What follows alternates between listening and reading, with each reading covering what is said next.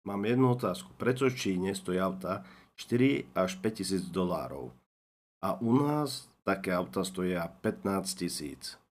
Tak Čína vie to vyrobiť za 4-5 tisíc dolárov a u nás to stojí 20 alebo 15 tisíc také isté auto. Tak na čo je tá Európska únia? Čo nám pomáha? Aké máme výhody? Čína viac podporuje svojich obyvateľov ako my.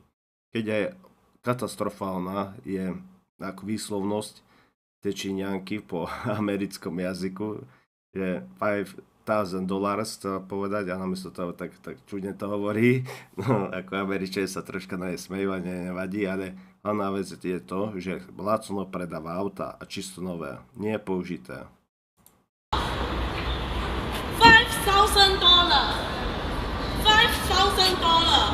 Have many Toyota $5,000. If you like, contact me. Takže chcem s tým povedať, prečo nemôžeme vyrábať ako Čína za pár korún, až budeme všetci šťastní. Kúpi si každý nové auto, ani starý vrak, ojetinu 15-ročnú, keď u nás by som povedal, že 15-ročný starý vrak je drahší ako v Číne čisto nové auto. Takže naša ekonomika stojí za hovno. Jedným slovom.